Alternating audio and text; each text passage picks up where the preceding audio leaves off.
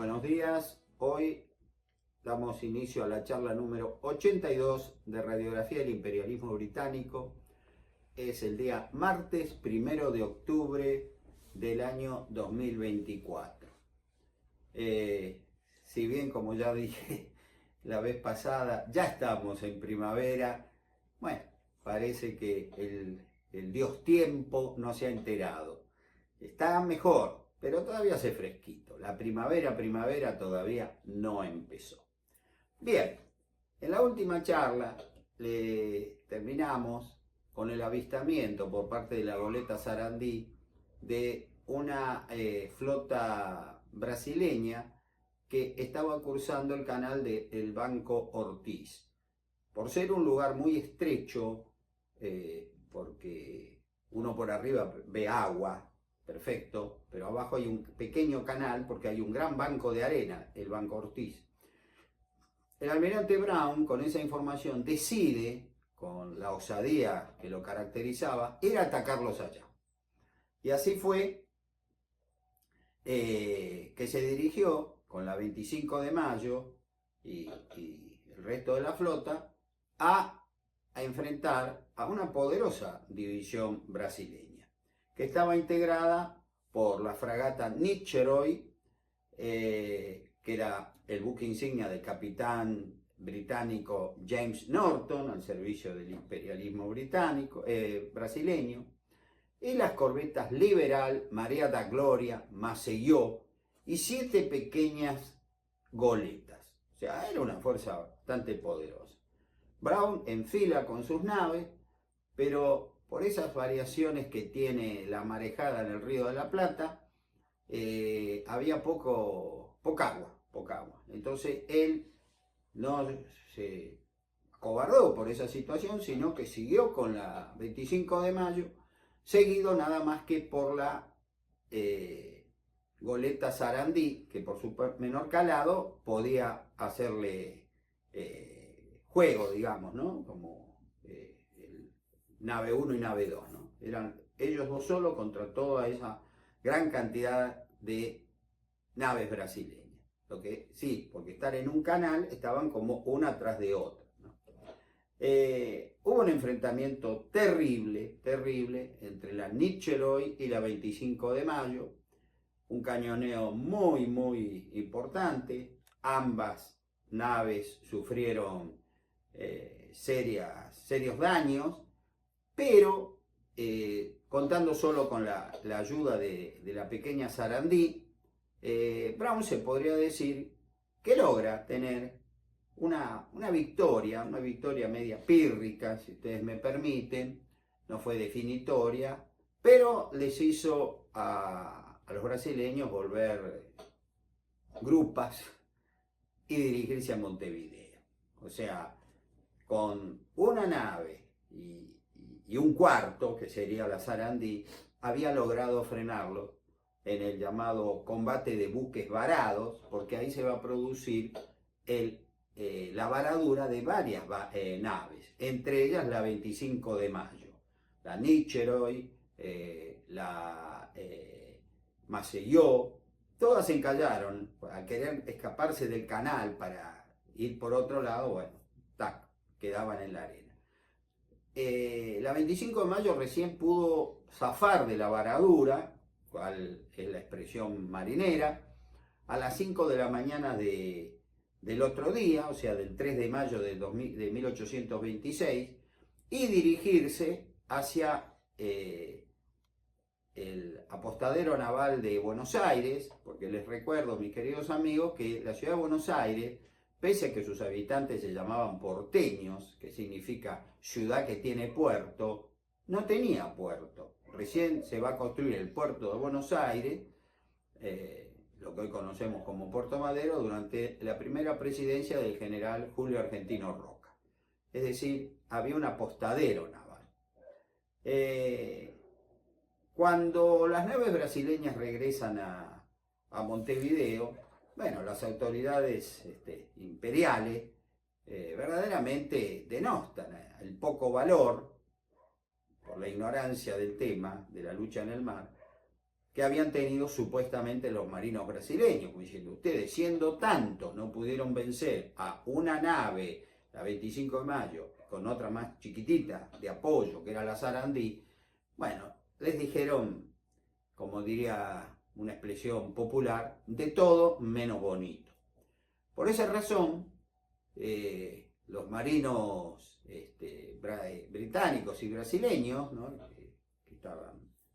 que combatían juntos, la mayoría eran mercenarios, como ya lo he explicado, decidieron que basta, eso tenía que terminar, y planearon un ataque para el mes siguiente en el apostadero naval de Los Pozos. Yo en la obra, ustedes acá posiblemente no lo alcancen a visualizar, esto era la ciudad de Buenos Aires, y en estos lugares era donde fondeaban las naves, ¿no es cierto?, cuando venían a comerciar. Yo ya lo he explicado, que muchas de sus mercaderías o los pasajeros que llegaban eran bajados en botes, en balandras, que así se llamaban ese tipo de pequeñas embarcaciones, para traerlos a la costa, o en grandes carros, ¿no? Cuando el río estaba más bajo, en carros, ¿no? Que era un sistema muy, muy rudimentario. Así se hacían las exportaciones e importaciones de mercadería. Los brasileños, británicos, que integraban la flota imperial, tenían cierto conocimiento de la navegación del Canal del Sur, al cual yo ya me he referido en varias oportunidades, descubierto por los holandeses en 1599. Ellos sí sabían llegar al fondeadero de Buenos Aires, pero dentro del fondeadero era una información, ya que hablamos de los británicos, vamos a decirlo en inglés, top secret, muy secreta. O sea, cómo uno navegar por los distintos canales porteños para no quedar varado era muy, muy difícil, porque era información sumamente clasificada y, por supuesto, ignorada en gran medida por los enemigos. Los únicos que conocían dónde debían surcar las aguas eran aquellos capitanes británicos que otrora, comandando naves mercantes, habían llegado a nuestra capital, a la ciudad de Buenos Aires, para vender sus mercaderías y llevar nuestras exportaciones, que en ese entonces prácticamente eran solo los productos derivados de la explotación del ganado vacuno: cueros, carnes saladas, grasas, astas, y ahí terminaba el tema, ¿no? Cerdas también, perdón, me había olvidado, y nada más.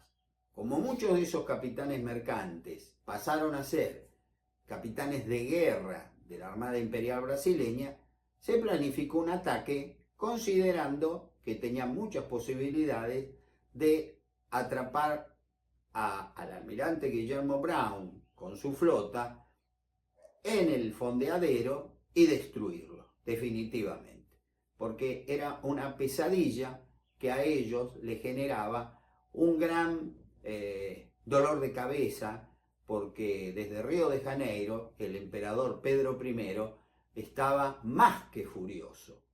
Y la verdad que si uno se pone a pensar, este hombre tenía razón, porque por otra parte les quiero recordar que yo estoy hablando de la guerra marítima, la guerra en el mar, aunque era todo en el Río de la Plata, casi todo. Pero esto mismo estaba ocurriendo en la tierra. El ejército argentino verdaderamente le estaba dando una paliza al ejército imperial. O sea, todas las informaciones que recibía el emperador en Río de Janeiro eran malas. Perdían en el mar, en el Río de la Plata, perdían en la tierra, y pese a tener miles de hombres, 74 barcos, 650 cañones en su marina, y ni hablemos del ejército, hasta eran tan mediocres combatiendo que importó 2000 soldados alemanes. eso ya me voy a referir en su momento, se lo estoy adelantando, para enfrentar a las tropas argentinas, y fueron derrotados. Entonces, el mal humor de Pedro I era evidente. Él se lo pasaba a sus mandos inmediatos, los que estaban al lado de él, en la capital del imperio, y por supuesto, estos cuando llegaban a Montevideo estaban locos, diciendo, terminemos con Brown, de alguna manera hay que terminar esta pesadilla. Entonces se va a decidir el denominado ataque a los pozos. Así se denominaba el apostadero naval de Buenos Aires. ¿Por qué pozos? Es muy simple, porque el río, en su discurrir de un lado para otro, las mareas, habían cavado, entre comillas, pozos, donde fondeaban los barcos más grandes, ¿no es cierto?, los de mayor tonelaje. Entonces, los barcos más chicos siempre fondeaban cerca de la costa, ¿no?, en las balizas interiores. Los barcos más grandes, sean mercantes y o de guerra, lo hacían más en el exterior, porque ahí en los pozos de agua estos barcos podían recalar, porque si no el barco, si estaba en un lugar bajo, hacía esto, fondeaba y cuando bajaba la marea, ¡pac!, se volteaba. El Río de la Plata tiene 4 mareas diarias, duran 6 horas. Es un mar, aunque ustedes quizás no lo crean. Tiene el comportamiento del océano, pleamar, bajamar, ¿no es cierto? Es decir, pleamar arriba, bajamar bien abajo, ¿no? Y Brown, que conocía el río, que lo sabía leer, conocía los pozos, jugaba con todo eso. Él en su cerebro, cuando atacaba o cuando se defendía, sabía lo que tenía que hacer. Miraba el reloj, tal hora, bueno, hay que retirarnos, bueno, ahora, al contrario, viene la marejada arriba, vamos, adelante. Los británicos, que en definitiva, como ya lo expliqué, los capitanes de los buques brasileños, luchaban por una paga, no luchaban por su patria, era un trabajo. Entonces, para ellos, arriesgar la vida, sí, formaba parte de ese contrato firmado. Pero tampoco exageremos. Yo no estoy luchando, si soy un capitán británico al servicio de Brasil, yo no lucho por Gran Bretaña, estoy luchando por Brasil. O sea, combato hasta ahí, tampoco me arriesgo.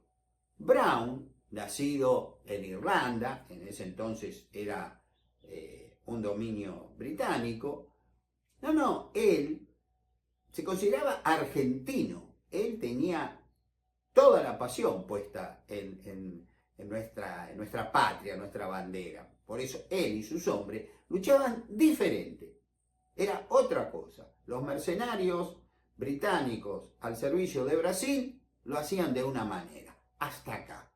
Los nuestros luchaban hasta más allá, plus ultra, como dice el escudo de España, más allá. Eso es una grandísima diferencia.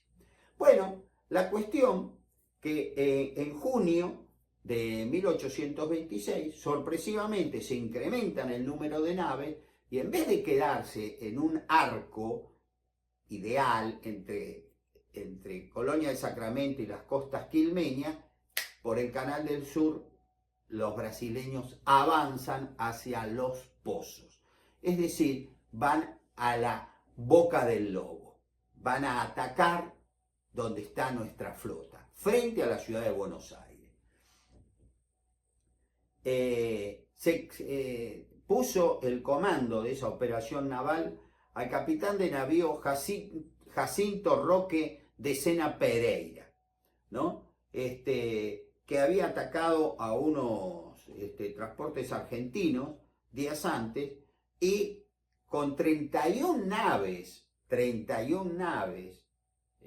brasileñas, ¡pac!, se va sobre Buenos Aires.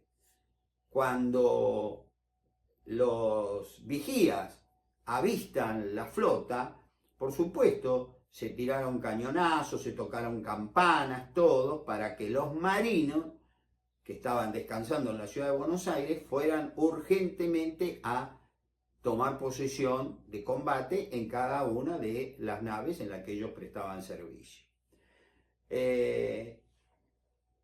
Nosotros en ese momento, para repeler el ataque, fíjense la proporción, solo teníamos 4 naves: la 25 de Mayo, la República Argentina, el Congreso Nacional y el Independencia, más 7 cañoneras, ¿no? que mucho no podían hacer. Pero, aparentemente, en los papeles muchos no iban a hacer, pero era una gran diferencia. Todos ellos luchaban por la República Argentina. Los atacantes luchaban por dinero, nada más. Y eso hizo la diferencia. Brown arenga a sus hombres con el valor que los tenía acostumbrados, ¿no? Los había templado, eran de acero, diciéndole: marinos y soldados de la República, ¿veis esa gran montaña flotante? Son los 31 buques enemigos. Pero no creáis que vuestro general abriga el menor recelo, pues no duda de vuestro valor y espera que imitaréis a la 25 de mayo, que será echada a pique antes que ser rendida. Camaradas, confianza en la victoria, disciplina y 3 vivas a la patria.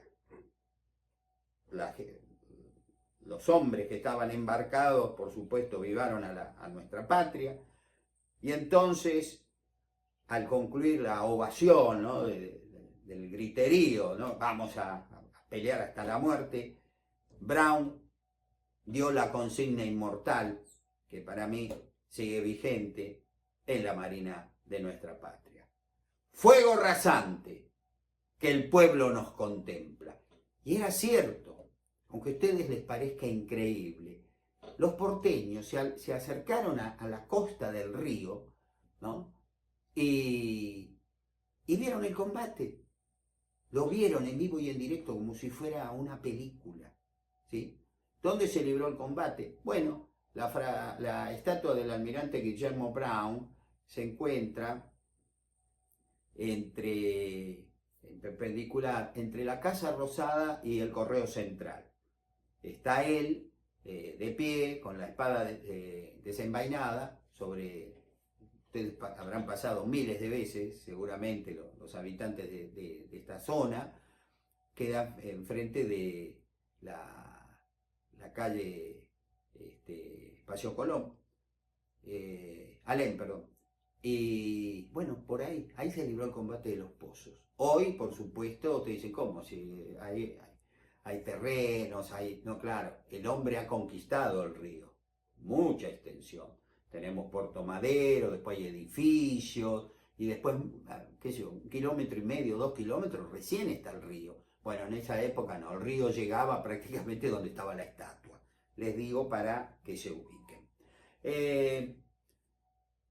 Lo que aconteció ahí fue verdaderamente digno de un relato homérico, porque 4 naves contra 31, bueno, uno en el fondo se hace una pequeña división, es casi 8 naves brasileñas por una argentina. Pero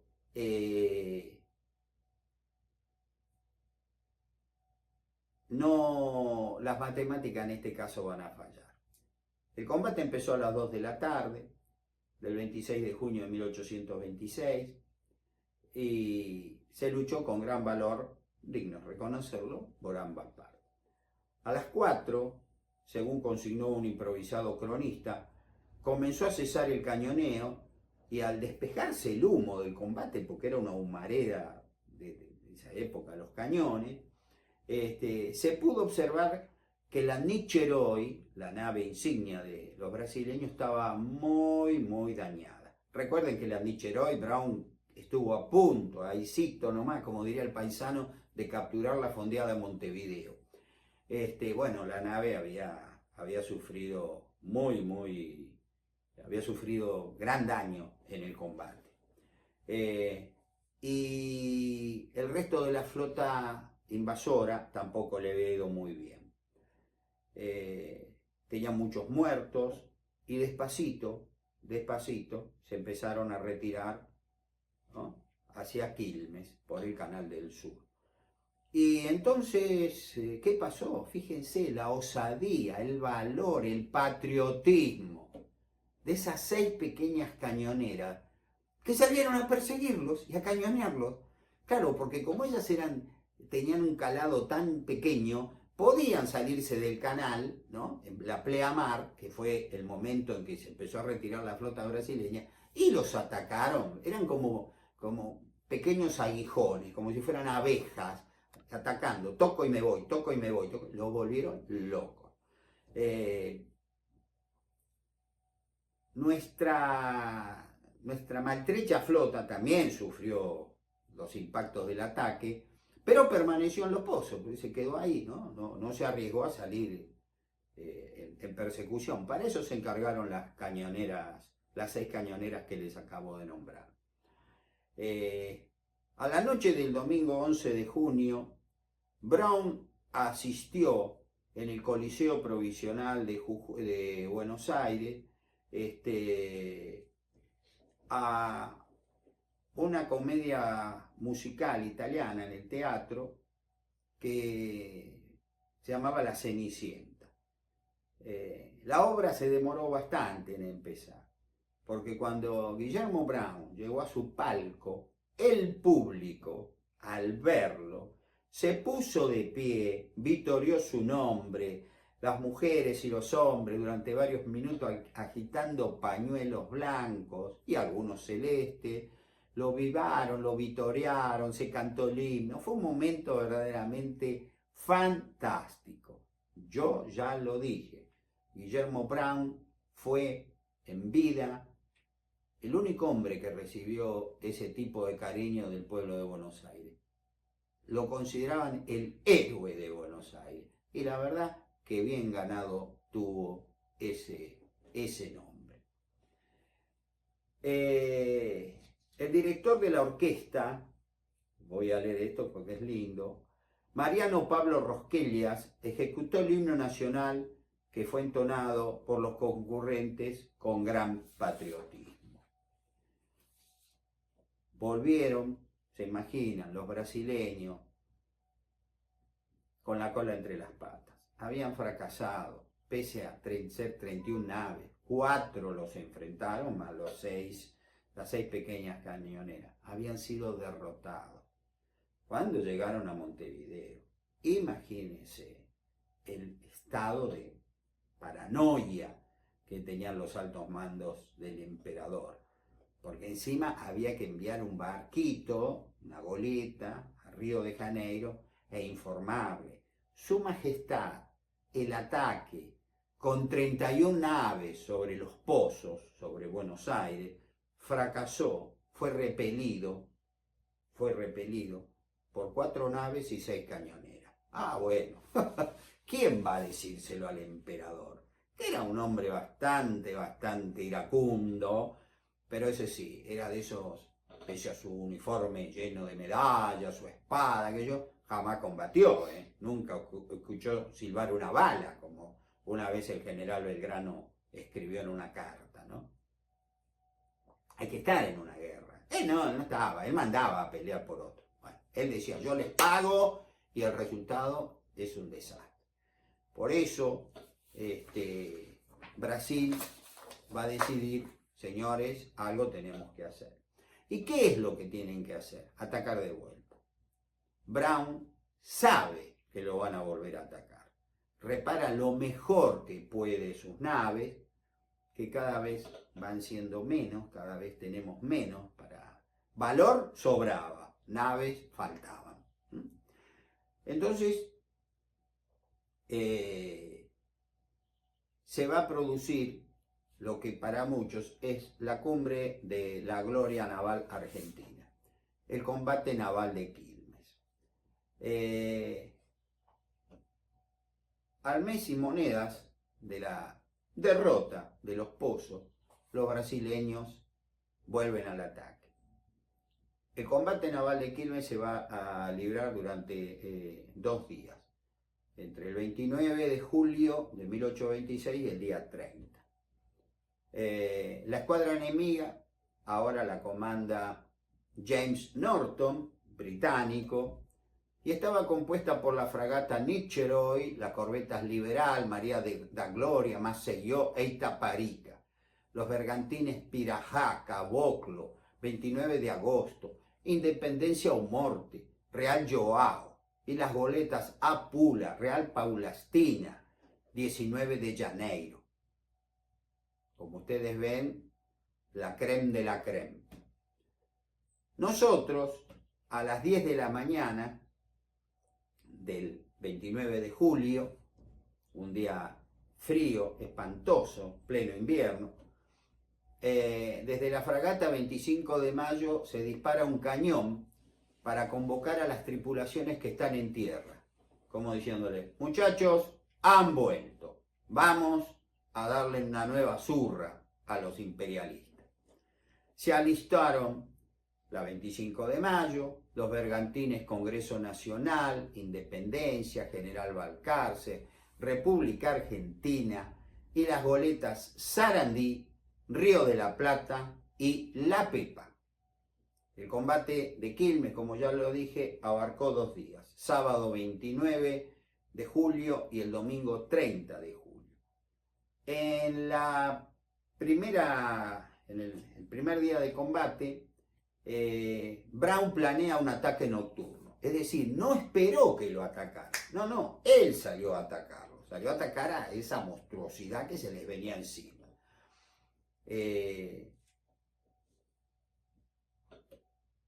Ellos pensaron, los brasileños, que por atacar un domingo, que era el día del descanso, feriado, los iba a sorprender a Brown y sus hombres dormidos. Pequeño error. Brown salió a buscarlo. Entonces, el combate no lo voy a poder describir acá porque es muy largo, ¿no? Por supuesto en la obra está perfectamente detallado. Se desarrolló al principio medio como tipo empate. ¿Por qué? Porque cayó la noche. Imagínense, estamos el 29 de julio, habrá oscurecido cerca de las 5 y pico de la tarde, el día dura muy poquito, y quedó la cosa ahí en medias aguas. Al otro día, a las 6:45 de la mañana, no bien amaneció, con un enemigo que ha sido reforzado, porque le llegaron más naves desde Portugal, perdón, desde Montevideo, se vuelve a desarrollar el combate. Los bergantines Independencia y General Balcarce se retiraron ante la superioridad de fuego, junto a la República Argentina y la Sarandí. Algunos fueron a Punta Lara y Ensenada y otros volvieron a Los Pozos. Por eso Brown se quedó prácticamente solo con la 25 de mayo, pero arengó a los hombres de la nave con la inmortal frase que solo un genio y un valiente pudo haber en ese momento de desesperación decir: es preferible irse a pique que rendir el pabellón. Y lo cumplió, luchando como un león herido, solo ayudado por la goleta Río de la Plata, que comandaba el valiente capitán Leonardo Rosales. Brown enfrentó el infierno. Admirado del valor de Rosales, Brown, despojándose un poco de su rol principal, dijo: aquel muchacho sabe pelear con su gaviota. Porque como era una nave más chica, podía salirse del canal y pegarle a los brasileños, que no esperaban todo eso. Rodeado de casi una veintena de naves, esos dos solitarios buques argentinos vuelvo a repetir, luchando como una fiera herida, comenzaron a retirarse, no podían continuar. Brown describió así ese momento. Al fin, flotando sobre el agua como un despojo ingobernable, habiéndosele sido cortadas 4 veces las brazas, se le acercó el bergantín Carboclo, dispuesto a tomar una posición amenazadora por proa, pero al hacerlo se exponía a su vez y se portó el fuego de 4 cañones que lo rechazaron maltrecho. En una de esas cargas, el capitán Grenfell, uno de los mejores oficiales al servicio brasileño, tuvo un brazo tan estropeado que fue necesario amputárselo, después de lo cual su buque combatió con mucha prudencia durante el resto de la acción. Brown se va a montar en cólera con algunos capitanes de él, porque considera que tuvieron miedo, que defeccionaron y se retiraron antes de tiempo, sin órdenes. Por eso, cuando el comandante del bergantín República Argentina, Guillermo Clark, se le presentó, ya entrando en los pozos, hablar con él, muy enojado, le dijo: retírese, Mr. Clark, de mi presencia, que no conozco a más valientes que a Brown, Espora y Rosales. Así fue la cosa. Era un hombre en todo sentido de la palabra. La 25 de mayo, al mando del capitán Tomás Espora, que había sido herido de consideración, tuvo que dejar el mando al teniente Malcolm Shannon. La Nicheroy, que había varado, pudo retirarse, porque estaba tirando como artillería fija sobre la Brown, y eso le ayudó a nuestra nave a retirarse. Brown regresa a Buenos Aires el 30 de julio de 1826 a las 4 de la tarde y ordenó empavesar la nave, o sea, los marinos subieron en el mástil, en las velas, como si fuera un día de gloria, un día de victoria, y escribió: provocado a salir hemos batido, pero no rendido, al enemigo. Permita vuestra excelencia, le dice al gobierno, al presidente, le diga que los de la nación están libres. Me es sensible asegurar que son muchos los muertos y heridos, y entre los últimos mi bravo capitán Espora. La 25 de mayo está completamente destrozada. Y así fue. Esa nave, que fue a su mando una pesadilla para la Armada brasileña, quizás muchos la hubieran olvidado, porque quedó en los pozos durante meses hasta que se dieron cuenta que no la podían reparar. Le fueron desmontados los cañones, le fue desmontado todo lo útil, pero un día en una gran sudestada, un barco estadounidense cercano, que estaba fondeado cercano, cortó la cadena y la invistió, o sea, la dañó ya definitivamente. Y bueno, la querida 25 de mayo se hundió.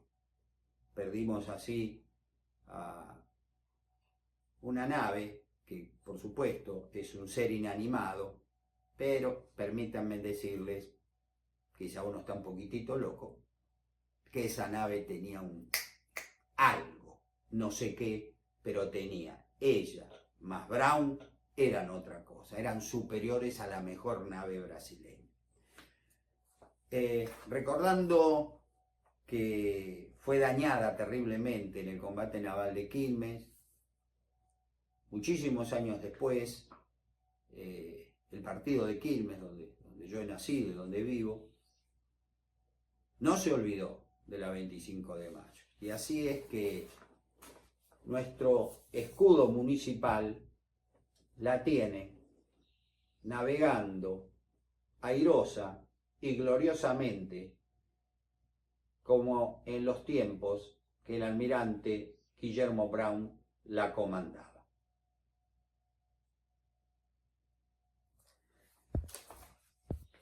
mis queridos amigos, con esto voy a dar ya por finalizado todo el ataque porque lo que va a venir en la próxima va a ser la victoria naval de Juncal, que es verdaderamente el fruto de el valor, pero también el fruto del uso de la inteligencia militar, porque Brown capturó un espía que tenía todas las órdenes de la flota brasileña y él sacó gran ventaja. Creo que también voy a poder, tengo que avanzar un poco más rápido, lo que pasa es que bueno, Brown fue Brown, por eso me detengo tanto, como lo hice con el general San Martín. El general San Martín es el padre de la patria, Brown para mí es el padre de la patria en el mar. Y bueno, mi admiración me supera.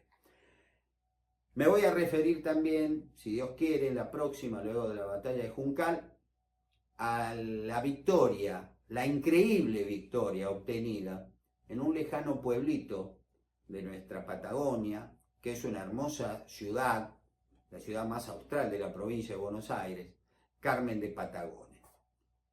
Creo que les he comentado que estuve 2 veces en esa ciudad, la última en febrero de este año. Y tengo hermosas fotografías y hasta una filmación muy simpática, que seguramente les va a llamar la atención, porque se van a enterar de algo que lamentablemente no se enseña en las aulas, cada vez se enseña menos historia argentina en nuestras aulas, lo que es un verdadero, no sé cómo calificarlo, una locura. Porque si uno no conoce el suelo donde vive, la historia del suelo donde habita y donde posiblemente descanse en paz, ¿cómo puede luchar para defender a la patria? No lo sé. Yo creo que la historia argentina tendría que ser revitalizada en las escuelas y, ¿por qué no?, hasta en las universidades. Yo cuando colaboraba a dar clases en la Facultad de Derecho, me revelaba sobre siempre teoría del Estado, porque el Estado, ¿por qué no hablar de patria? ¿Qué tanto Estado? Estados son todos los Estados. La patria es la nuestra. La única patria que tenemos es la nuestra. Si no la conocemos, la verdad que nos va a ir mal. Como nos ha ido mal.